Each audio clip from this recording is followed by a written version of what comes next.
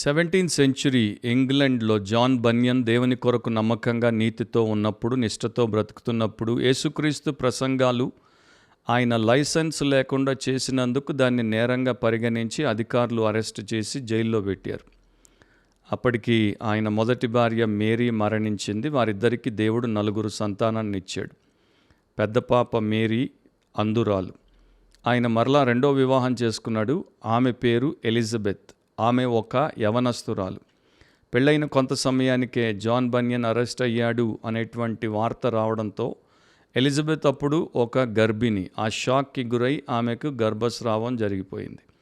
So భర్త 1660 నుండి 1672 వరకు జైల్లో 12 ఏళ్ళు ఉన్నప్పుడు బయట ఉన్నటువంటి ఆయన భార్య నమ్మకమైన పరిశుద్ధురాలు ఎలిజబెత్ యవన కాలంలోనే ఆయన కొరకు ఆయన యొక్క మొదటి భార్య సంతానమైనటువంటి 4 బిడ్డల్ని పెంచింది. కడు పేదలుగా ఉన్నటువంటి వారు దాతల యొక్క ధర్మం మీద, జైల్లో బన్యన్ చేసినటువంటి కష్టానికి వచ్చినటువంటి స్వల్ప ఆదాయం మీద ఆధారపడాల్సి వచ్చింది. అధికారులు ఒకసారి జాన్ బన్యన్కి అవకాశం ఇచ్చారు. నీవు బయటికెళ్ళి ప్రసంగము చేయడము ఆపు చేస్తాను, చెయ్యను అంటే విడుదల చేస్తామని. కానీ జాన్ బన్యన్ ప్రసంగించకుండా బ్రతుకుట వ్యర్థం అనుకున్నాడు కనుక ఈరోజు నన్ను విడుదల చేస్తే రేపటి నుండి నేను మరలా క్రీస్తును ప్రసంగిస్తాను, లేకపోతే క్రీస్తును ప్రకటిస్తాను. I will preach Christ from tomorrow అని చెప్పడంతో ఆయన్ని జైల్లోనే పెట్టారు. జాన్ బన్యన్ మొదటి కుమార్తె ఆమె మేరీ బన్యన్, బ్లైండ్ మేరీ అని కూడా అంటారు, అందురాలు. ఆమె అంటే బన్యన్కి చాలా ప్రేమ. 1650లో జన్మించింది. ఈయన 10 ఏళ్ల తర్వాత జైల్లో ఉండాల్సి వచ్చింది. కనుక బిడ్డకు దూరంగా ఉన్నప్పుడు ఆయనకి హృదయ వికారమైనటువంటి బాధ. యేసును ప్రకటించను, సేవ ఆపు చేస్తాను అని విడుదలై బయటకు వచ్చి బిడ్డతో ఉండాలా, లేకపోతే బిడ్డకి దూరంగా అయిన దేవుడి పట్ల నమ్మకంగా జైల్లోనే ఉండాలా అనేటువంటి తీర్మానంలో ఆయన 2వ దాన్ని ఎంచుకున్నాడు. జైల్లోనే ఉన్నాడు క్రీస్తు కొరకు. అప్పుడప్పుడు పాప తండ్రికి ఆహారాన్ని తీసుకుని వచ్చి పోయేది. సడన్గా ఆమెకి ఇంకా 13 ఏళ్ళు రాకముందే 63లో ఆయన జైల్లో ఉన్నప్పుడే చనిపోయింది. ఇది జాన్ బన్యన్కి చాలా బాధాకరమైనటువంటి అంశముగా ఉండింది.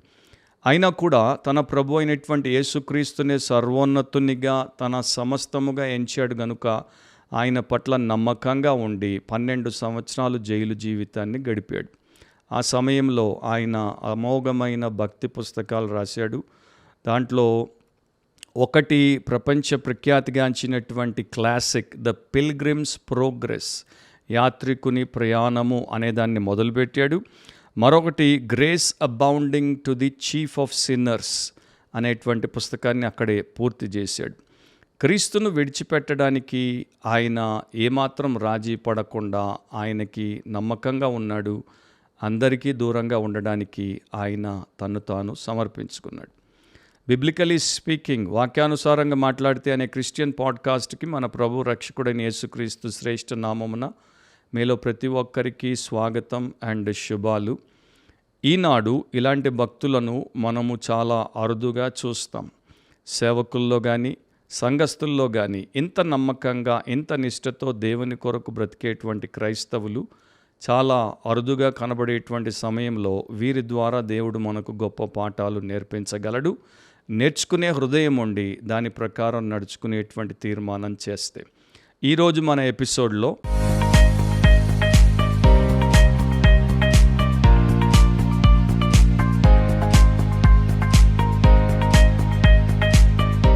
ఈరోజు మన ఎపిసోడ్ యొక్క టైటిల్ ఏంటంటే 11 మంది పిల్లలను కోల్పోయిన క్రీస్తును కలిగి ఉన్న వ్యక్తి. 11 మంది పిల్లలను కోల్పోయిన క్రీస్తును కలిగి ఉన్న వ్యక్తి. The man who last 11 children but not Christ. The man who last 11 children but not Christ. యోబు గ్రంథము 1వ అధ్యాయము 21వ వచనంలో, నేను నా తల్లి గర్భములో నుండి దిగంబరినై వచ్చి తిని, దిగంబరినై అక్కడికి తిరిగి వెళ్ళెదను. యెహోవా ఇచ్చెను, యెహోవా తీసుకొని పోయెను, యెహోవా నామమునకు స్తుతి కలుగును గాక. తన ఆస్తి అంతటిని కోల్పోయిన తర్వాత తన 10 మంది బిడ్డలు ఒకే సమయంలో మరణించినప్పుడు విస్తృతమైనటువంటి ఒత్తిడి కింద ఉన్నా కూడా భక్తుడైనటువంటి యోబు యథార్థ పరుని యొక్క సాక్ష్యమును ఈ యొక్క వచనంలో మనకి ఆయన తెలియజేశాడు. అలాగే యోబు భార్య ఈ పరిస్థితికి తట్టుకోలేక కదిలించబడి యోబుకు వ్యతిరేకంగా మాట్లాడినప్పుడు 2వ అధ్యాయంలో 10వ వచనంలో యోబు అంటాడు, అందుకతడు మూర్ఖురాలు మాట్లాడినట్లు నీవు మాట్లాడుచున్నావు, మనము దేవుని వలన మేలు అనుభవించుదుమా, కీడును మనము అనుభవింప తగదా అనెను. ఈ సంగతులలో ఏ విషయమందును యోబు నోటి మాటతోనైనను పాపము చేయలేదు. యోబు కష్టాలు, యోబు కన్నీరు, యోబు ఏ ప్రకారం దేవుడి మీద ఆధారపడి చివరిదాకా ఆయన్ని ఆనుకొని బ్రతికాడో, తర్వాత దేవుడి చేత ఆశీర్వదించబడ్డాడో మనకి తెలిసినటువంటి విషయమే. కొన్ని సంవత్సరాల క్రితము నేను లండన్లో మీటింగ్స్లో మాట్లాడడానికి వెళ్ళినప్పుడు ఒకానొక రోజున లండన్ నగరంలో ఉన్నటువంటి బన్ హిల్ ఫీల్డ్స్ అనేటువంటి సిమెట్రీకి వెళ్ళాను. సో అక్కడ లండన్లో ఉన్నటువంటి ప్రముఖులు, పరిశుద్ధులు, భక్తిపరుల యొక్క సమాధుల దొడ్డి. అక్కడ సమాధి చేయబడినటువంటి ప్రముఖుల్లో ఒక ఆయన జాన్ బన్యన్, మరొకరు ఐజక్ వాట్స్, ఇంకొకరు భక్తిపర్రాలు జాన్ వెస్లీ, చార్ల్స్ వెస్లీ యొక్క తల్లి అయిన సుజానా వెస్లీ. వారితో పాటు 17th సెంచరీ ప్యూరిటన్ మహాభక్తునిగా గుర్తింపబడినటువంటి జాన్ అవెన్. వీరి సమాధులు చూడడానికి దేవుడు సహాయం చేశాడు. ఈ జాన్ అవెన్ని మోడర్న్ జోబ్ అంటారు. అభినవ యోబు జాన్ అవెన్. ఎందుకంటే ఆయన తన జీవితంలో ఎదుర్కొన్నంత విషాదకరమైనటువంటి శ్రమ బహుశా అతి తక్కువ మంది ఎదుర్కొని ఉంటారని ఆ కాలపు క్రైస్తవులు చెప్పుకునేవారు. 17th సెంచరీలో అతడు ఒక గొప్ప ఆంగ్ల ప్యూరిటన్ బైబిల్ పండితుడిగా, పాస్టర్గా మరియు ప్రముఖ విద్యావేత్తగా పేరుగాంచాడు. ఆయన్ని తరచూ ఆ సమయంలో ప్రిన్స్ ఆఫ్ ప్యూరిటన్స్, అంటే ప్యూరిటన్లకే రాకుమారుడు అని పిలిచేవారు. అప్పుడు ఆలివర్ క్రామ్వెల్ ఇంగ్లాండ్కి లార్డ్ ప్రొటెక్టర్గా ఉంటే ఈయన అతనికి ఆ యొక్క రాజస్థానంలో ఉన్నటువంటి ఆ నాయకుడికి సలహాదారుడిగా ఉన్నాడు. అండ్ ఈయనకున్నటువంటి విద్యార్హతలను బట్టి ఆక్స్ఫర్డ్ యూనివర్సిటీకి ఈయనని వైస్ ఛాన్సలర్గా చేశారు. అంటే ఇతడు సెక్యులర్ ఎడ్యుకేషనల్ ఫీల్డ్లో అండ్ ఇటు స్పిరిచువల్ ఎడ్యుకేషన్ ఫీల్డ్లో రెండింటిలో కూడా తలమానికమైనటువంటి వ్యక్తిగా ఆయన సమయంలో ఆయన దేవుడి చేత వాడబడ్డాడు. థియాలజీ విషయంలో ఇన్హెరెంట్ సిన్ అంటే దేవశాస్త్రము, అంతర్గత పాపము మరియు పరిశుద్ధాత్మ మీద ఆయన రాసినటువంటి గ్రంథాలు లోతైనటువంటి వాక్య పరిజ్ఞానంతో, ఆధ్యాత్మిక అనుభవముతో, దాంతోపాటు ఆయనకి రచన పటిమ అంటే రాసేటువంటి గొప్ప పటిమతో రాశాడు కనుక అవి ప్రపంచ ప్రఖ్యాతిగాంచినటువంటి రచనలు. జాన్ అవెన్ తన యొక్క జీవితంలో దాదాపు 80 పుస్తకాలు రాశాడు. వాటిలో చాలా పుస్తకాలు లక్షలాది మందికి ఆశీర్వాదకరంగా మారాయి. అయితే వాటిలో క్లాసిక్స్గా ఎన్నుకోబడినటువంటివి కొన్ని ఉన్నాయి. ఒకటి the mortification of sin in believers, విశ్వాసుల్లో పాపమును సంహరించుట అనే పుస్తకము, కమ్యూనియన్ విత్ గాడ్, రెండవది దేవుడితో సహవాసము అనే పుస్తకము, మూడవది ద గ్లోరీ ఆఫ్ క్రైస్ట్, క్రీస్తు యొక్క మహిమ అనే పుస్తకం. ఈ పుస్తకాలు చదివి లక్షలాది మంది క్రీస్తుకు నమ్మకమైనటువంటి విశ్వాసులుగా, సేవకులుగా మారి ప్రపంచమంతా కూడా దేవుడి రాజ్యం కొరకు కృషి చేశారు. సో వాటి ద్వారా ఆయన గొప్పగా దేవుడి సేవను జరిగించాడు. ఆయనకి 26 సంవత్సరాల వయసు ఉన్నప్పుడు తన కజిన్ బ్రదర్తో కలిసి ఆ సమయంలో ఉన్నటువంటి ఒక ప్రముఖ ప్రసంగికుడు, ప్రెస్బిటేరియన్ బోధకుడైనటువంటి ఎడ్మండ్ కలామీ ఒక సంఘంలో వాక్యము చెప్తున్నాడంటే వినడానికి వెళ్ళారు. ఎందుకో ఆ రోజు రాత్రి ఎడ్మండ్ కలామీ రాలేదు, వాక్య పరిచర్య ఆయన చేయలేదు. కనుక పక్కనే ఉన్నటువంటి చిన్న ఊరు నుండి వచ్చినటువంటి ఒక అనామకుడైనటువంటి ప్రసంగికుడు ఇప్పుడు ఆయన స్థానంలో ప్రసంగం చేస్తాడు అని పెద్దలు ప్రకటించినప్పుడు జాన్ అవెన్ యొక్క కజిన్ ఇక వద్దులే వెళ్ళిపోదామన్నాడు. కానీ ఎందుకో జాన్ అవెన్ లేచి వెళ్ళాలనిపించక అట్లాగే కూర్చొని ఉన్నాడు. సో ఈ అనామకుడైనటువంటి ప్రసంగికుడు మత్తయి సువార్త 8వ అధ్యాయం 26వ వచనాన్ని తీసుకుని దాని మీద ప్రసంగం మొదలుపెట్టాడు. దాంట్లో యేసుప్రభు పలికినటువంటి మాటలు, అందుకు ఆయన అల్ప విశ్వాసులారా ఎందుకు భయపడుచున్నారని వారితో చెప్పి, ఈ మాటలు జాన్ అవెన్ యొక్క హృదయంలోనికి బలముగా దూసుకు వెళ్ళి ఆయన్ని పూర్తిగా మార్చేసాయి. అంతకు మునుపు ఆయన క్రీస్తు యేసునందు విశ్వాసం ఉంచానని, పాపం ఒప్పుకొని విడిచిపెట్టానని, క్షమించబడ్డానని, రక్షించబడ్డానని అనుకున్నప్పటికీ ఆయనకి రక్షణ నిశ్చయత ఉండేది కాదు. అంటే అష్యూరెన్స్ ఆఫ్ సాల్వేషన్ ఉండేది కాదు. సందేహాలు, భయాలు, ఆందోళనలు కలిగేవి, నేను నిజంగా రక్షించబడ్డానా లేదా అని. సో ఆ రాత్రి ఆ యొక్క అనామకుడైనటువంటి బోధకుడి ద్వారా దేవుడు ఆయనకి ఒక నిరీక్షణ ఇచ్చాడు, నిర్ధారణ ఇచ్చాడు. అదేంటంటే, నీవు నిజంగా రక్షించబడ్డావు, నీవు క్రీస్తు యేసునందు విమోచింపబడి దేవుని బిడ్డగా మార్చబడ్డావు. ఆ నిశ్చయత అతన్ని ఇక కుదురుగా నిలబెట్టింది. తర్వాత 1644లో జాన్ అవెన్ మేరీ రూకీ అనేటువంటి ఒక స్త్రీని పెళ్లి చేసుకున్నాడు. దేవుడు వారిద్దరికి 11 మంది పిల్లలను గర్భఫలముగా అనుగ్రహించాడు. ఈ వివాహము తర్వాత ఇక జాన్ అవెన్ యొక్క జీవితంలో విషాదం అంటే ఏంటో అండ్ సొంత వారిని కోల్పోయినప్పుడు కలిగేటువంటి అనుభవం, దుఃఖము అంటే ఏంటో భార్యాభర్తలు ఇద్దరికీ ఒక్కసారి రెండుసార్లు కాదు, వరుసగా అనుభవించాల్సినటువంటి విషమ పరిస్థితి. ఈ 11 మంది పిల్లల్లో ఒక్క బిడ్డ తప్పితే మిగతా 10 మంది బాల్యములోనే ఒకరి తర్వాత ఒకరు పుడుతూ చనిపోతూ ఆ భార్యాభర్తలు ఆ యొక్క భయంకరమైనటువంటి బాధను అనుభవించాల్సి వచ్చింది. ఒకే ఒక కుమార్తె యవ్వనంలోనికి వచ్చిన తర్వాత చనిపోయింది. తర్వాత జాన్ అవెన్ యొక్క భార్య మేరీ కూడా చనిపోయింది.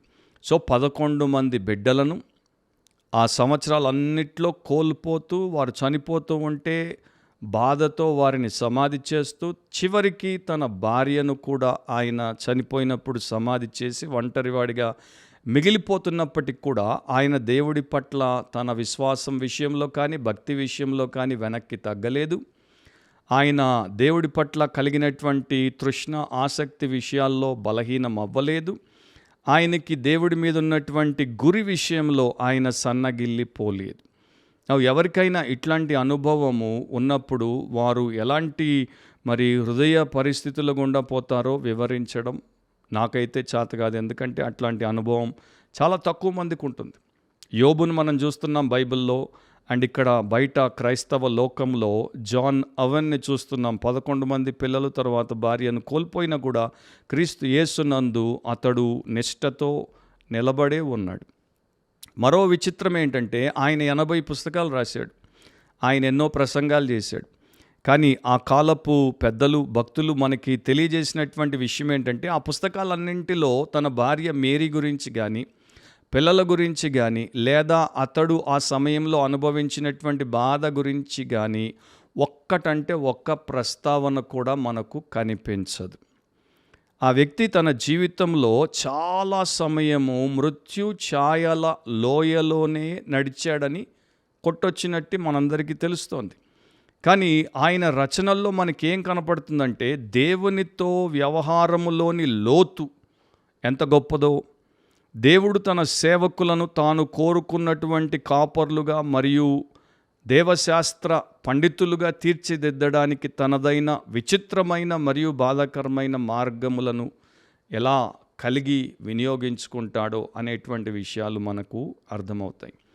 సో ఇలాంటి విపత్కర పరిస్థితుల్లో కూడా, హృదయాన్ని పిండివేసేటువంటి శ్రమలో కూడా జాన్ అవెన్ ప్రసంగించుట మానలేదు, భక్తి పుస్తకాలను రాయుట మానలేదు, అండ్ క్రీస్తు యేసునందే గాఢమైనటువంటి నిజమైనటువంటి ఆనందమును, తృప్తిని కలిగి ఉండి ఎలా ఒకడు జీవించగలడో లోకం ఎదుట సాక్ష్యమును విడిచిపెట్టాడు. ఒకసారి ఆయన ఇట్లా అన్నాడు, ప్రభు నా పిల్లలందరినీ తీసుకున్నాడు, కానీ నేను నిరంతరము జీవించే క్రీస్తును ఆయన నాకు అనుగ్రహించినందుకు నేను ఆయన నామమును స్తుతించగలను. సో ఆయన చెప్పినటువంటి ఆ మాటల్ని నేను చదివినప్పుడు నాకు వెంటనే బైబిల్లో కీర్తన 73లో 25-26లో కీర్తనాకారుడు చెప్పినటువంటి సాక్ష్యము జ్ఞాపకం వచ్చింది. ఆకాశమందు నీవు తప్ప నాకెవరున్నారు, నీవు నాకుండగా లోకములోనిది ఏదియు నాకు అక్కరలేదు. జాన్ అవన్ కూడా అట్లాంటి సాక్ష్యాన్ని ఇంకో రకంగా చెప్తున్నాడు. భార్య చనిపోయింది, 11 మంది పిల్లలు చనిపోయారు, అయినా ప్రభువా నీవు నాకున్నావు, నీవు నాకుంటే లోకములోనిది ఏది నాకు అక్కర్లేదు, అది ఉంటే స్తోత్రము, అది లేకపోయినా స్తోత్రం. అదే 73వ కీర్తన 26లో అంటాడు, నా శరీరము నా హృదయము క్షీణించి పోయినను దేవుడు నిత్యము నా హృదయమునకు ఆశ్రయ దుర్గమును స్వాస్థ్యమునై ఉన్నాడు. సో దేవుడు ఆయన హృదయాన్ని పగిలిపోకుండా పదిలంగా, ఆశ్రయముగా, దుర్గముగా, స్వాస్థ్యముగా, బలముగా ఉండి అలా దాన్ని ఉంచాడు కనుక ఆయన తట్టుకోగలిగాడు. నాకు చెప్పండి, మనం చూస్తుంటాం క్రైస్తవ లోకంలో ఒక బిడ్డకు అనారోగ్యం వస్తే, ఒక బిడ్డకి మరి మరణం సంభవిస్తే వారు ఎంత తల్లడిల్లిపోతారో. Majority most of the time 99% అని మనం చెప్పొచ్చు. ఎవరో 1% ఇట్లాంటి వారు తట్టుకుని ఆ సమయంలో దేవుడి మీద ఆనుకునేటువంటి వారు మన కాలంలో మనము చూస్తున్నాం. కానీ ఈయన అంతమందిని 11 మందిని, అసలు ఒక్క బిడ్డ కూడా ఆయనకి తర్వాత వంశాన్ని ముందుకు తీసుకుపోవడానికి లేనటువంటి సమయంలో, భార్యను కూడా కోల్పోయినటువంటి సమయంలో ఆయన దేవుడి కొరకు అంత నమ్మకంగా ఉన్నాడంటే ఆయన భక్తి ఎంత స్థాయిని చేరుకున్నది. ఫిలిప్పి 4:7లో అప్పుడు సమస్త జ్ఞానమునకు మించిన దేవుని సమాధానము యేసుక్రీస్తు వలన మీ హృదయములకును మీ తలంపులకును కావలి ఉండును అని రాయబడింది. జాన్ ఓవెన్ జీవితంలో అనుభవపూర్వకంగా ఆయన తెలుసుకుని ఉన్నాడు. యెషయా 26:3లో ఎవని మనసు నీ మీద ఆనుకొనునో వానిని నీవు పూర్ణ శాంతి గలవానిగా కాపాడుదువు, ఏలయనగా అతడు నీ యందు విశ్వాసం ఉంచి ఉన్నాడు. ఆ వచనము జాన్ ఓవెన్ జీవితంలో దేవుడు నిజము చేశాడు. సో జాన్ ఓవెన్ జీవితాన్ని మనం ఒకవేళ చూస్తే అత్యంత కష్టాలతో కూడుకున్నటువంటి జీవితం. ఆయన తన కుటుంబీకుల అంటే భార్య, 11 మంది పిల్లల మరణాలను చూశాడు. ఆ సమయంలో దేవుని సేవకుడిగా సేవ చేయడానికి అనేక వ్యతిరేకతలను ఎదుర్కొంటూ సేవ చేశాడు. అదే సమయంలో దేశంలో ఒక రాజకీయ విప్లవానికి దోహదపడ్డాడు. అది విఫలమైపోవడం కూడా చూశాడు. అండ్ దాంతోపాటు ఆయనకి వ్యతిరేకత పెరగడము చూశాడు. ఆ సమయంలో రాచరికంలో మార్పులు వచ్చాయి కనుక వారు ప్రతీకారము తీసుకోవడానికి జాన్ ఓవెన్ యొక్క స్నేహితుల్లో దాదాపు 20 మందిని హతసాక్షులుగా చేసి లండన్లో పరిసర ప్రాంతాల్లో వారి యొక్క దేహాల నుండి తలలను శిరఛేదనం అంటే తలలను తెగ నరికి ఆ యొక్క పెద్ద పెద్ద గోడల మీద వాటిని కట్టి వేయడము ఆయన చూసినప్పుడు ఆయన హృదయము ఎంతగా నొచ్చుకుందో. ఆయన ఎన్ని రాత్రులు కన్నీళ్లు కార్చారు. కానీ అలాంటి పరిస్థితుల్లో కూడా దేవుడితో నడిచాడు. ఒకానొక సమయంలో ఆయన పుస్తకంలో ఇట్లా రాశాడు, మనం ప్రార్థనలో నిలిచి ఉండకపోతే శోధనలో నిలిచి ఉంటాం. మన అనుదిన విజ్ఞాపనలో ఇది ఒక అంశముగా పెట్టుకోవాలి. దేవా నా ఆత్మను కాపాడు మరియు నా హృదయాన్ని దాని మార్గాలన్నింటినీ కాపాడు, తద్వారా నేను ఎక్కడా చిక్కుకుపోకుండా ఉంటాను. సో మన జీవితాల్లో అట్లాంటి ప్రార్థన ద్వారా నిజంగా యథార్థంగా విశ్వాసంతో అట్లాంటి ప్రార్థన చేసి దేవుడి మీద ఆనుకుంటే ఆయన తప్పకుండా సహాయం చేస్తాడు. సో ఆయన అంటాడు, మన జీవితాల్లో ఇది ఎప్పుడైతే నిజముగా ఉంటుందో తాత్కాలిక శోధన మనల్ని జయించదు. ఇతరులు బానిసత్వంలో మగ్గిపోతూ ఉండొచ్చు, కానీ మనము ప్రభువునందు స్వేచ్ఛను అనుభవిస్తాం. ఆయన రాసినటువంటి మరొక ప్రముఖ పుస్తకం the death of death in the death of Christ, క్రీస్తు మరణములో మరణము యొక్క మరణము అని దాని యొక్క అర్థం. ఆ పుస్తకానికి ముందు మాట ఫోర్వర్డ్ రాశాడు. దాంట్లో ఈ రకంగా రాశాడు, అంటే యథార్థంగా ఆ పుస్తకాన్ని చదవబోయేటువంటి పాఠకులను ఉద్దేశించి ఈ ప్రకారం రాశాడు. మామూలుగా అందరూ ఆ ప్రకారం రాయరు. అందరూ ఏదో రకంగా నా పుస్తకము 10,000 మంది 10 లక్షల మంది చేతుల్లో పడాలి, వారు ఏ ప్రకారమైన దాన్ని తిప్పాలి, చూడాలి, చదవాలని కోరుకుంటారు. కానీ ఈయన అట్లా కాదు. ఆయన ఏం రాశాడు, కోట్ చేస్తున్నాను, పాఠకుడా, ఈ నటనా యుగముల్లోని ఎందరో లాగా నీవు కూడా కేవలము చిహ్నాలను లేదా శీర్షికలను చూసి ఊరుకునే వాడివైతే, మరియు కేటో లాగా నాటక రంగంలోనికి వెళ్ళినట్లు పుస్తకాల్లోనికి వచ్చి మళ్ళీ బయటకు వెళ్ళిపోతే నీ వినోదం నీకు లభించింది, ఇక నీకు సెలవు. అంటే నీవు శ్రద్ధ లేకుండా, ఆసక్తి లేకుండా, దేవుడి మీద భక్తి లేకుండా ఈ పుస్తకాన్ని నీవు చదివి మేలు పొందలేవు. వినోదం కోసమో లేక ఆహ్లాదం కోసమో దేవుడి పుస్తకాన్ని రచించి మనకివ్వలేదు అని ఆయన యొక్క అర్థం.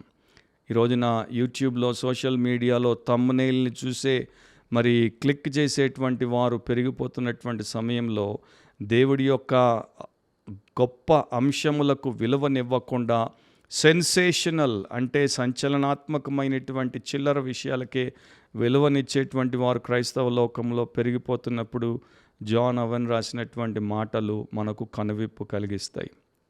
అయినా ఆయన పుస్తకము ఆ 17th century ఇంగ్లీష్లో రాయబడింది. అందరికీ అంత సులువుగా అర్థం కాదు, కష్టంగా దాని మీద ధ్యాస పెట్టి సాధనతో చదివితే తప్ప మేలు లభించదైనా కూడా చాలామంది పరిశుద్ధులు అవెన్కి మరి ఇది మాకు అర్థం అవ్వట్లేదు అని వీడుకోలు చెప్పలేదు, గుడ్ బై చెప్పలేదు. వారు ఆ పుస్తకాలను తీసుకున్నారు, నింపాదిగా నిదానంగా చదివారు, నిష్ఠతో చదివారు, గొప్ప ఆత్మీయ సత్యములను, వాక్య సూత్రములను నేర్చుకున్నారు. అండ్ జాన్ అవెన్ లాంటి భక్తుడు ఆయన గ్రంథాల ద్వారా, పుస్తకాల ద్వారా మాతో మాట్లాడి మా జీవితాలను క్రీస్తు కొరకు ఎంతో ప్రభావితము చేశాడు అని ఒప్పుకున్నారు. సో ఆయన జాన్ అవెన్ జీవితాన్ని చూస్తే చాలా కఠిన పరిశ్రమ చేసేవాడు. ఆయన చదువుకునే సమయంలో కూడా 18 నుండి 20 hours వరకు చదివేవాడని చెప్తారు. అంటే దినంలో 4 లేక 6 గంటలే నిద్రపోయేవాడు, పాఠ్యపుస్తకాలు అంతా చదివేవాడు. తర్వాత ఆయనకి దేవుని భక్తి విషయంలో, ప్యూరిటన్ల ఉద్యమం విషయంలో గొప్ప నిష్ట కలిగి ఉన్నాడు కనుక ఆయనకున్నటువంటి బరువు బాధ్యతలన్నింటిలో దీన్ని ఆయన నిర్విరామంగా ముందుకు తీసుకుపోవడానికి చాలా సమయము ఆయన వెచ్చించేవాడు. రాత్రులు అతి తక్కువ సమయం నిద్రపోయేవాడు. ఆ సమయంలో కూడా ఆయన మరి దేవుని కొరకు కష్టపడేవాడు. అండ్ స్క్రిప్చర్లో ఉన్నటువంటి డాక్ట్రిన్ పట్ల ఫెయిత్ఫుల్గా ఉండడం ఆయనకి అతి ప్రియమైన విషయం. అలా ఆయన రాసినటువంటి ఎన్నో పుస్తకాలు అందుబాటులో ఉన్నాయి. వాటిలో ప్రముఖంగా ఇప్పటికి కూడా చెప్పుకోదగ్గవి ఏంటంటే విశ్వాసుల్లో పాపమును సంహరించుట, అండ్ దేవునితో సహవాసము, శోధన, దాని స్వభావం మరియు శక్తి, ఇవి ఇప్పటికి కూడా ఎంతోమందిని కదిలించి వారి జీవితాల్లో దేవుడి యొక్క మేలు చేస్తున్నాయి. ఆయనకున్నటువంటి ఒకే ఒక్క లక్ష్యం ఏంటి? పరిశుద్ధత, దేవునితో అన్యోన్య సన్నిహిత సహవాసమును కలిగి ఉండుట, తన భయంకరమైనటువంటి శ్రమలన్నింటినీ లెక్క చేయకుండా క్రీస్తు ఉద్యమానికి సంపూర్ణముగా అంకితమై ఉండుట. సో ఈ ప్రకారం జాన్ అవెన్ని ఏది కూడా ఆపు చేయలేకపోయింది. 1674లో అనారోగ్యానికి గురైనప్పుడు, చాలా రకాలైనటువంటి సమస్యలతో ఆయన ఉన్నప్పుడు ఒక లేఖ రాశాడు స్నేహితుడితో. ఆ లేఖలో ఇట్లా చెప్పాడు: క్రీస్తు మన ఉత్తమ స్నేహితుడు మరియు త్వరలో మన ఏకైక స్నేహితుడు కూడా ఆయనే అవుతాడు. ఆయనతో సంభాషణ మరియు సహవాసం తప్ప మరే ఇతర విషయాల పట్ల నాకు విరక్తి కలిగేలా దేవుడిని నా హృదయపూర్వకంగా ప్రార్థిస్తున్నాను. End of quote. So John అవెన్ని దేవుని యొక్క సన్నిధికి, దేవుని యొక్క సహవాసానికి, దేవుని సత్యానికి లోకంలో ఆయనకి సంభవించినటువంటి ఏ శ్రమ కూడా దూరము చేయలేకపోయింది. ఆయన ఇక చనిపోయేటువంటి సమయం వచ్చినప్పుడు meditations on the glory of Christ అనే పేరుతో ఆయన రాసినటువంటి రచనలన్నీ కూడా తర్వాత ముద్రింపబడ్డాయి. దాంట్లో కూడా తన ప్రియ స్నేహితుడైనటువంటి విలియం పెయిన్కి ఇట్లా రాశాడు: ఓ బ్రదర్ పెయిన్, ఎంతో కాలంగా ఎదురు చూస్తున్న ఆ రోజు చివరకు వచ్చేసింది. ఇది ఆయన చనిపోతున్న రోజు రాసిన మాటలు. ఈ లోకంలో నేను ఎన్నడూ చూడని లేదా చూడగల సామర్థ్యము లేనటువంటి మరో రీతిలో ఆ మహిమను నేను చూడబోచున్నాను. అంటే యేసుక్రీస్తును ఆయన మహిమలో నేను చూడబోచున్నాను. ఈ లోకంలో అది నాకు వీలు లేదు అండ్ నాకు చేత కాదు. కానీ నేను మరణించి ఆయన యొక్క మహిమ సన్నిధిలోనికి ప్రవేశించినప్పుడు మహిమా స్వరూపుణ్ణి చూడబోతున్నాను. సో యేసుక్రీస్తును చూడడం, ఆయనతో సంతృప్తి చెందడం మరియు ఆయన స్వరూపంలోనికి రూపాంతరం చెందడమే ప్రతి విశ్వాసి యొక్క అంతిమ లక్ష్యం. ఆ ప్రకారం 1683 ఆగస్ట్ 24 తేదీ సాయంత్రము జాన్ అవెన్ తన ప్రియ రక్షకుడి యొక్క సన్నిధానములోనికి ఆయన పిలుపు మేరకు వెళ్ళిపోయాడు. అప్పటిదాకా విశ్వాసముతో ఆయన్ని చూశాడు. ఇప్పుడు మరి యథార్థముగా ప్రభువుని చూస్తున్నాడు. సో జాన్ అవెన్ జీవితంలో ఆయనకి ఎదురైనటువంటి యొక్క శ్రమానుభవాల్లో మనం నేర్చుకోగలిగినటువంటి పాఠాలు చాలా ఉన్నాయి. ఒక పాఠము ఈ పూట దేవుడు నా హృదయంలో ఏదైతే పెట్టాడో అది మీతో పంచుకొని ముగిస్తాను. ఆయన దేవుని మహిమ కొరకు బ్రతికాడు, దేవుని మహిమ కొరకు బోధించాడు, దేవుని మహిమ కొరకు బాధలు అనుభవించాడు, దేవుని మహిమ కొరకు క్రైస్తవ సంఘానికి అండ్ ఆ దేశ సమాజానికి సేవలు అందించాడు. దేవుని మహిమలో ఆయన ప్రవేశించాడు. ఆయనలో మనకు కనబడేది ఏంటంటే ప్రభువు పట్ల ఆయనకున్నంత ప్రీతి మరి ఎవరి పట్ల లేదు, ప్రపంచం పట్ల లేదు, పాపం పట్ల లేదు. పాపంతో పోరాడాడు, శోధనలతో పోరాడాడు. ఆయన పుస్తకాలు చదివితే విస్తృతంగా దాని గురించి చెప్తాడు. కానీ ప్రభువు పట్ల ఉన్న ప్రేమ, ప్రీతి మరి దేని పట్ల ఎవరి పట్ల లేదు అనేది జాన్ అవెన్ చూపించాడు. మన కాలంలో చాలామంది క్రైస్తవులు అని చలామణి అయ్యేవారు, చెప్పుకునేవారు. వారిలో ప్రభువు మీద ఉండాల్సినంత ప్రీతి మనకి కనిపించదు. ప్రపంచం మీద ఉన్నంత ప్రీతి, పర విషయాల మీద ఉన్నంత ప్రీతి, మరి ముఖ్యంగా పుత్రికల మీద ఉన్నంత ప్రీతి, పుత్ర ప్రీతి అనొచ్చు, అది ప్రభువు మీద వారికి బొత్తిగా లేదు. వారికి దేవుడు గర్భఫలమును సంతానముగా ఇచ్చాడు. ఆ వరాన్ని దేవుడు ఇచ్చాడు అన్నది వారు గుర్తించకుండా వరాన్ని పొంది వరం వశంలోనికి వారి వశంలో వరాన్ని పెట్టుకొని దాన్ని ఇచ్చినటువంటి దాతను అంటే దేవుణ్ణి మర్చిపోవడం, నిర్లక్ష్యము చేయడం, ఆయన్ని వెనక్కి నెట్టడం అనేది వారు చేసేటువంటి ఒక ఘోర దుష్కార్యం. నిజం చెప్పాలంటే ఈ యొక్క భౌతిక పరంగా దేవుడు మనకిచ్చినటువంటి పిల్లలతో మనకు ఉండాల్సినటువంటి సంబంధం ఆరోగ్యకరంగా ఉండాలి, ఆత్మీయముగా ఉండాలి. అంతకు మించి అది ఉండకూడదు. 2 విపరీతాలు ఉన్నాయి క్రైస్తవ్యంలో. ఒకటి, కుటుంబాన్ని పూర్తిగా నిర్లక్ష్యం చేసి నడి రోడ్డున విడిచిపెట్టడం, అది పాపం. మరొకటి, కుటుంబాన్ని నిరంతరము నెత్తిన పెట్టుకొని ఊరేగిస్తూ బ్రతకడం, అది పాపం. సో మిడిల్ గ్రౌండ్ బ్యాలెన్స్ ఏంటి అంటే, కుటుంబాన్ని దేవుడిచ్చాడు, కుటుంబాన్ని దేవుడి కొరకు నేను కాపాడుతాను, కుటుంబాన్ని దేవుడి కొరకు నేను సమర్పించి, కుటుంబాన్ని దేవుని యొక్క మహిమ, ఆయన పేరట ఇతర మేలు కొరకు నేను సిద్ధపరుస్తాను. ఇది ప్రతి పురుషుడికి, ప్రతి స్త్రీకి, ప్రతి తండ్రికి, తల్లికి ఉండాల్సినటువంటి ఆశయం. అట్లా ఉంటే దేవుడు వారి కుటుంబాల్లో ఏమీ తక్కువ చేయడు. కానీ అట్లా లేరు. ఇప్పుడున్నది ఏంటంటే, వారి బిడ్డల పట్ల వారికి లౌకిక అనుబంధం ఎక్కువ, ఒక అనారోగ్యకరమైన అండ్ భక్తిహీనమైన వ్యామోహం ఎక్కువ. ఒబ్సెషన్ అంటారు చూడండి. ఇక ఈ బిడ్డే నా జీవితం, ఈ బిడ్డే నా లోకం, ఈ బిడ్డే నా సర్వస్వం, ఆ స్థాయిలోకి ఎప్పుడైతే ఒక తండ్రి, ఒక తల్లి తమ పిల్లల పట్ల వ్యామోహంలో అతిగా వెళ్ళిపోతారో అప్పుడు వారు దైవికంగా లేరు. వారు దేవుడు వారికి ఇచ్చినటువంటి బాధ్యతను పోషించుటలేదు. వారు ఆ యొక్క పిల్లలకు హక్కుదారులు, యజమానులు కారు. దేవుడు వారికి అప్పగించినటువంటి బిడ్డలకు కేవలం గృహ నిర్వాహకులు అనేది మర్చిపోతున్నారు. మనం దేవుడి వాక్యాన్ని పరిశీలన చేస్తే అబ్రహాము వారిలాగా లేడు.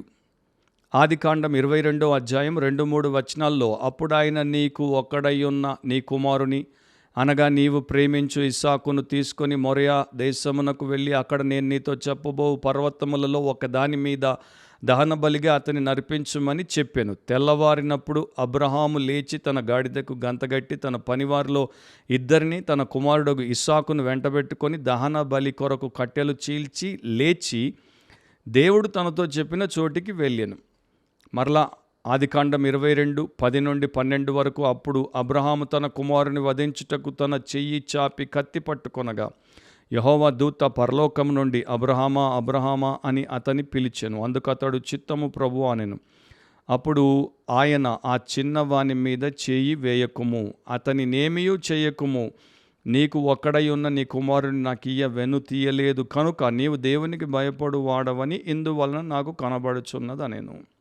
సో అబ్రాహాము లేక కలిగినటువంటి సంతానమైనటువంటి తాను ప్రేమించే ఇస్సాకును 25 ఏళ్ళు ఆయన వెయిట్ చేసిన తర్వాత దేవుడు ఇచ్చినటువంటి వాగ్దాన పుత్రుణ్ణి దేవుడు అడగగానే దేవుడితో వాదించలేదు, చర్చ పెట్టలేదు, అండ్ దేవుడి యొక్క సమయాన్ని వృధా చేసి కాలయాపన చేయలేదు.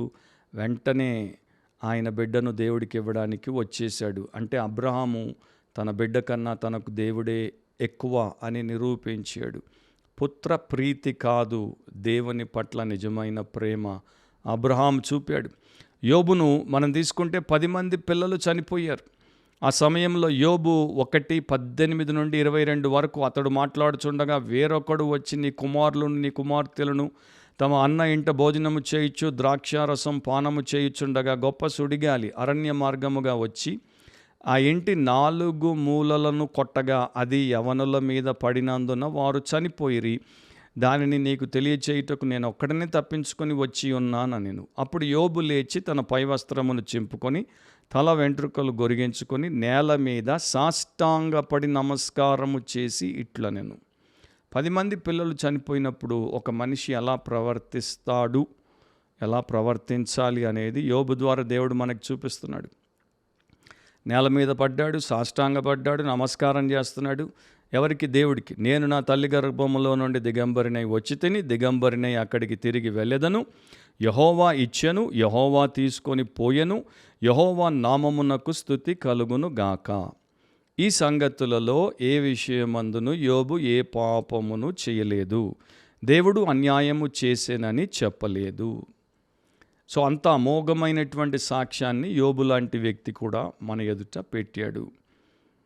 ఆయనకి ఆ యొక్క డీప్ యాగనీలో, అంటే విపరీతమైన లోతైనటువంటి ఘోషలో ఆయన దేవుడిని మర్చిపోలేదు. దేవుడి మీద నుండి దృష్టిని ఆయన తొలగించలేదు. దేవుడే ఇచ్చాడు, దేవుడే తీసుకున్నాడు. దేవుడు అన్యాయం ఏమీ చేయలేదు. దేవుడికి స్తోత్రం అన్నాడు. సో యోబుకి ఏమున్నా లేకపోయినా, ఎవరున్నా లేకపోయినా దేవుడు ఉన్నాడు. లూకా సువార్త 14:26 యేసుప్రభు ఇట్లా చెప్పాడు, ఎవడైనను నా యొద్దకు వచ్చి తన తండ్రిని, తల్లిని, భార్యను, పిల్లలను, అది అండర్లైన్ చేద్దాం, అన్నదమ్ములను, అక్క చెల్లెండ్రను, తన ప్రాణమును సహా ద్వేషింపకుంటే వాడు నా శిష్యుడు కానేరడు. సో నిజముగా మొదటి కాలంలో, అంటే ఎర్లీ చర్చ్ ఏజ్లో, మొదటి శతాబ్దంలో సంఘ స్థాపన జరిగినటువంటి ఆ మొదటి 100 సంవత్సరాల్లో మీరు చూస్తే ఎంతోమంది క్రైస్తవులు విశ్వాసమును బట్టి, క్రీస్తు యేసునందు వారికి ఉన్నటువంటి భక్తిని బట్టి వారు చెరపట్టబడ్డారు. ఆ సమయంలో వారు రాజీ పడి క్రీస్తును విసర్జించుంటే వారి కుటుంబాలతో కలిసి ఉండేవారు. కానీ వారు చెరపట్టబడ్డారు కనుక భార్యలకు పిల్లలకు దూరం అయిపోవాల్సి వచ్చింది, భర్తలకు పిల్లలకు దూరం అయిపోవాల్సి వచ్చింది. పిల్లలు అట్లాగే ఉన్నారు కనుక తల్లిదండ్రులకు దూరం అయిపోవాల్సి వచ్చింది. క్రీస్తు కొరకు వారు దూరం అయిపోయారు. కొందరైతే చంపబడ్డారు. ఒక యవనస్తురాలిని, ఆమె పసికందును, ఆమె రొమ్మున పాలు తాగుతుంటే ఆ కిరాతకులు లాక్కొని, నీవు క్రీస్తును కాదంటే, క్రీస్తును విసర్జిస్తే ఈ బిడ్డను నీవు పాలిచ్చి పెంచి పెద్ద చేసుకొని హాయిగా బ్రతకొచ్చు అంటే, ఆమె క్రీస్తును కాదనలేను, క్రీస్తును కాదని నేను బ్రతకజాలను అని చెప్పేసి హతసాక్షి అయిపోయింది. బిడ్డను కాదన్నది.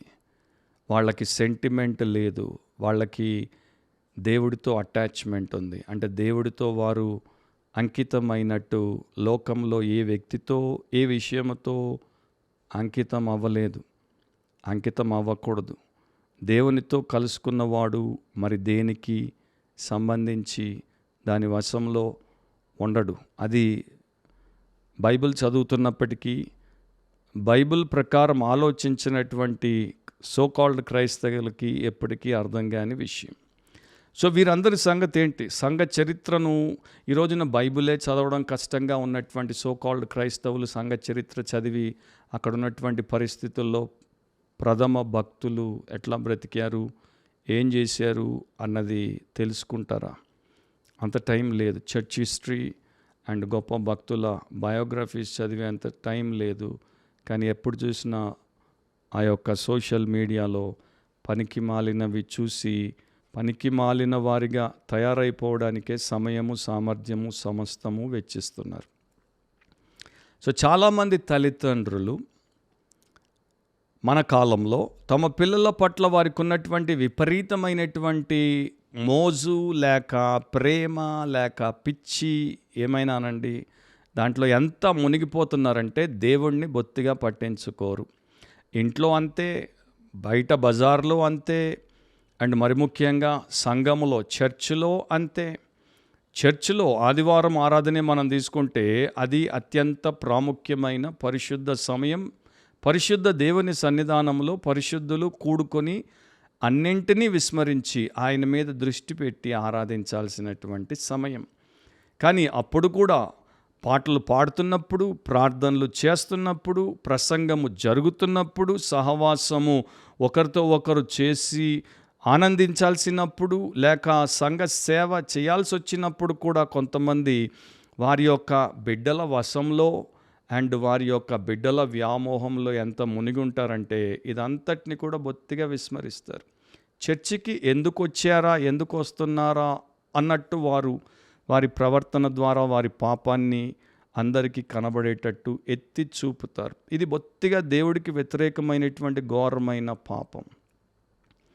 పిల్లల్ని మన వ్యక్తిగత ఆస్తిగా, సొత్తుగా చూడకూడదు. వారు దేవుడు మనకిచ్చినటువంటి స్వాస్థ్యం. ఆయన కొరకు ఆయన చిత్త ప్రకారం పెంచి అప్పగించుటకే మనకివ్వబడ్డారు. అది తల్లిదండ్రులు గ్రహిస్తే ఎంత బాగుంటుంది. దేవునికే ప్రాధాన్యతనివ్వాలి. నీ పూర్ణ హృదయం, నీ పూర్ణాత్మ, నీ పూర్ణ మనసు, నీ పూర్ణ బలముతో ఆయన్ని ప్రేమించాలి. నాకన్నా ఎవరినైనా ఎక్కువగా ప్రేమిస్తే వారు నా శిష్యులు కానేరరు. సో ఈ ప్రకారము చూసుకుంటే పిల్లలపై ప్రేమ కంటే దేవునిపై ప్రేమ ఎక్కువ స్థానాన్ని కలిగి ఉండాలి. హృదయంలో దేవుడు ఉండాలి. అండ్ మన జీవితాన్ని దేవుడిచ్చినటువంటి విషయాల కొరకు మనం ఖర్చు పెట్టాలి. దాంట్లో ఒక భాగం పిల్లలు. వారి పట్ల శ్రద్ధ, వారి పట్ల ఆసక్తి, వారి పట్ల ప్రేమ, వారి పట్ల ఉదార హృదయం, వారికి కావలసినవన్నీ సమకూర్చడం, వారిని దేవుడి కొరకు వాక్యానుసారంగా పెంచడం. ఇది తల్లిదండ్రులు చేయాలి. కానీ వారిని దేవుడి స్థానంలో పెట్టి వారి ఆరాధనలో వీరు అధాపాతాళానికి పోకూడదు. అట్లా పోతే మాత్రం అది విచిత్రమైనటువంటి, అనారోగ్యకరమైనటువంటి ఘోర కృత్యానికి దారితీస్తుంది. ఆ పిల్లలు దేవుడికి వీరికి కాకుండా పోతారు. అది ప్రపంచంలో మనకి కనబడేటువంటి తిరుగులేని సత్యం. ముగింపులో ఇంకొక భక్తుడు ఇట్లా రాశాడు ఆయన పుస్తకంలో. అప్పుడప్పుడు పండుగ సమయాల్లో మా పొరుగువారు మా ఇంటికి వచ్చి, మీ పిల్లల్ని ఈ రోజంతా మా ఇంటికి పంపించండి, మేము మీ పిల్లల్ని మా ఇంట్లో పెట్టుకొని చక్కగా చూసుకుంటామని అడుగుతూ ఉంటారు. సో ఆ సమయంలో మేము మా చిన్న పాపని, మరి మా బిడ్డల్ని చక్కగా తయారు చేసి ఒక గొప్ప సంతోషంతో లోపల మరి ఎవరికి తెలియనటువంటి ఆనందాన్ని కలిగి, అబ్బో వారు వచ్చి మా పిల్లల్ని వారింటికి తీసుకెళ్ళి చూసుకుంటామని చెప్తున్నారు, ఎంతో గొప్ప అని ఫీల్ అయిపోయి, మరి మా బిడ్డల్ని చక్కగా స్నానాలు చేయించి, వారికి మంచి బట్టలు వేసి, వారికి మంచిగా ప్రవర్తించమని చెప్పి వారి ఇంటికి పంపిస్తాం. వారి ఇంట్లో ఉన్నంతసేపు మేము ఎంతో నిశ్చింతగా ఉంటాం. మరి అట్లాంటప్పుడు ఇరుగు పొరుగు వారు మీ బిడ్డల్ని ఈ రోజంతా మాతో ఉండడానికి పంపించమంటే పంపించిన తల్లిదండ్రులమైన మనము, దేవుడు నీ పిల్లల్ని నా ఇంటికి పంపించుము అన్నప్పుడు ఎందుకు అంత గింజుకుంటాము? అంటే దేవుడు నీ పిల్లల్ని ఇక నా ఇంటికి పంపించు అంటే నీ పిల్లలకి నిన్ను విడిచిపెట్టి పరలోకానికి వస్తారు, నా ఇంటిలో నాతో ఉంటారు అన్నప్పుడు అదే సంతోషంతో పొరుగు వారింటికి మన బిడ్డల్ని ఒకరోజు కోసం పంపినంత సంతోషంతో దేవుడి దగ్గరికి ఎందుకు పంపలేకపోతున్నాం? సో దేవుడు నా పొరుగు వారి కన్నా నా బిడ్డల్ని బాగుగా చూసుకోగలడు అనేటువంటి విశ్వాసమును నేను కలిగి ఉండకుండా ఉంటానా? మరియు నేను ఆ ఉత్తముడి దగ్గరికి నా బిడ్డలను చక్కగా తయారు చేసి పంపించకుండా ఉంటానా? మీకు నిజమైనటువంటి వాక్య సత్యము అర్థమైతే భర్త కానీ, భార్య కానీ, లేదా బిడ్డ కానీ ఆయన పిలుపు మేరకు మనకు లేక మీకు దూరమై పోయినప్పుడు మీరు ఒంటరిగా మిగిలిపోయారనుకోండి, అప్పుడేమవుతుంది? మీరు వారిని దేవునికి అప్పగించారు అండ్ వారి వెనుకే త్వరలో మీరు కూడా ఆయన దగ్గరికి వెళ్ళబోతున్నారు అని ఎందుకు ఆలోచించలేకపోతున్నారు? End of quote. సో ఆయన ఎంత సామాన్యముగా గంభీరమైన సత్యాన్ని చెప్పాడో చూడండి. బంధువులింటికి పిల్లల్ని పంపించేస్తాం, పిక్నిక్కి, స్కూల్ షికారుకి పిల్లల్ని ఎక్స్కర్షన్కి పంపించేస్తాం 5 రోజులు 10 రోజులు. అండ్ ఇరుగు పొరుగు వారు ఈరోజు మా ఇంట్లో ఉంటారంటే పంపించేస్తాం. కానీ దేవుడు నా ఇంటికి ఆ బిడ్డల్ని నేను తీసుకుంటాను, నా ఇంట్లో పెట్టుకుంటానంటే అంత బాధపడిపోతాం. అంటే అక్కడ ఏం కనపడుతుంది? అటాచ్మెంట్. అంటే వారిని విడిచిపెట్టలేనటువంటి అటాచ్మెంట్. ఈ మాటలు చెప్తున్నప్పుడు తల్లిదండ్రులకి నా మీద బాధ, కోపం కలగొచ్చు, పర్వాలేదు. నేను దేవుడి పక్షం కనుక వాక్యానుసారంగా ఆలోచిస్తాను, వాక్యానుసారంగా చెప్తాను. చెప్పింది వాక్యానుసారం కాకపోతే మీరు తీసుకొని అవసరం లేదు.